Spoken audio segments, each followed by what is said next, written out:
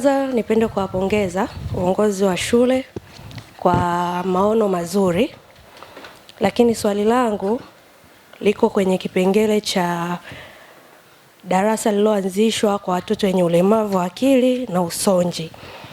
Ningependa kujua wakati mnaanzisha mlitumia walimu ambao wamesomea hii taaluma ya utambuzi wa watoto wenye huu ulemavu, na pia kama mnao wanatumia vigezo gani kutambua, na pia mnashirikianaje na wazazi wenye watoto hao kwenye kuwatambua na pia kuwafikishia taarifa kabla ya kumuingiza mtoto kwenye darasa hilo la ulemavu wa akili na usonji. Na pia ningependa kujua kwenye hilo darasa mmelipa jina gani kwenye utambuzi, ili wakati mtoto anawekwa kwenye hilo darasa na mzazi wake pia awe analitambua kwamba mwanangu yuko kwenye darasa hili, na labda kama kuna maendeleo amepiga hatua gani, na kwenye kuendeleza maana anatambua itaendelea mpaka darasa la primary. Mmeweka mikakati gani kwenye kuwasaidia hawa watoto ili waweze kuendelea na elimu yao na wapate elimu kama watoto wengine? Asante. Kwanza kabisa, watoto wa usonji ambao tunapokea partial autism. Hatupokee watoto wenye critical, yani ambayo partial autism maana yake ni anakuwa na viashiria tu vya awali ambavyo vinaweza kusaidika, kwa sababu autism iko na levels.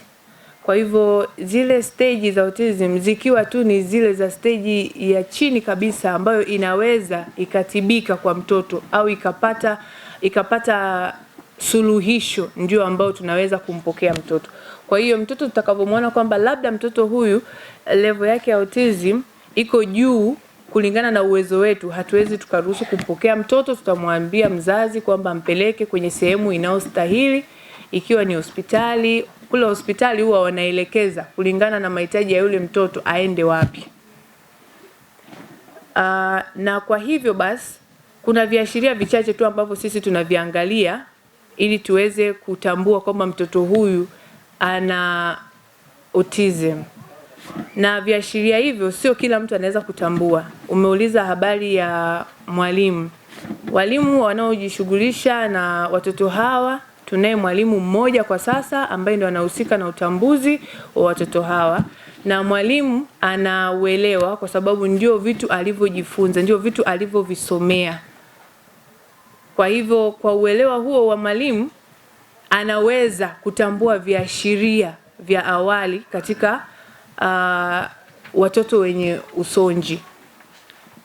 Nikisemea kwamba mwalimu anauelewa, ina maana tunakuwa na checklist ya kuangalia. Mfano mtoto amekuwa enrolled shuleni, lazima uanze kuangalia kama mtoto huyu labda kwenye viashiria vya uelewa, namna anavyofanya socialization na wenzake, namna ambavyo mtoto mwenyewe anaweza kupokea taarifa, vyote hivi vinaweza vikatujulisha kwamba mtoto huenda ana shida. Sasa shida gani ndio unabidi upime kwamba kwenye upande wa autism, kwa sababu viashiria kama mtoto kuchelewa kuongea, japokuwa sio kila mtoto aliyechelewa kuongea anakuwa na autism. Kwa hivyo vipengele vyote kuna checklist.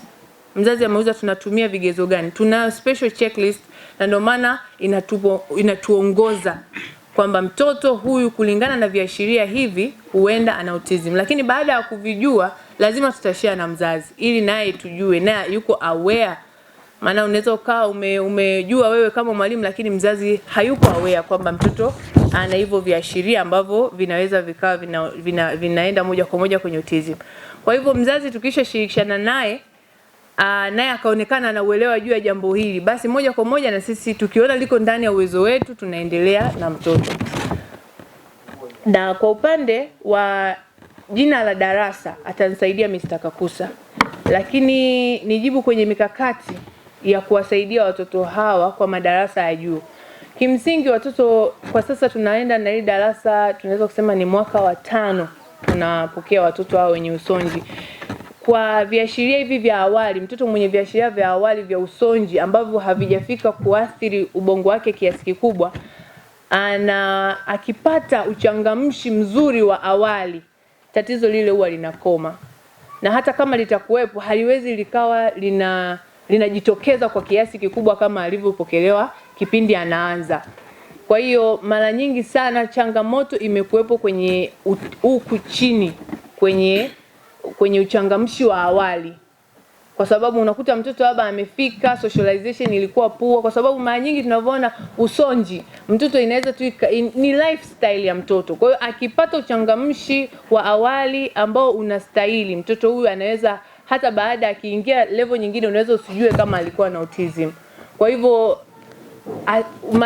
sasa kwa miaka 5 tuliokwenda, tuna uzoefu kwamba tukifanya hiyo, tukishirikiana vizuri na mzazi na mtoto kwa level ya awali, mtoto darasa la kwanza hahitaji tena kuingia kwenye madarasa special. Kwa hiyo huwa anaendelea kama normal child.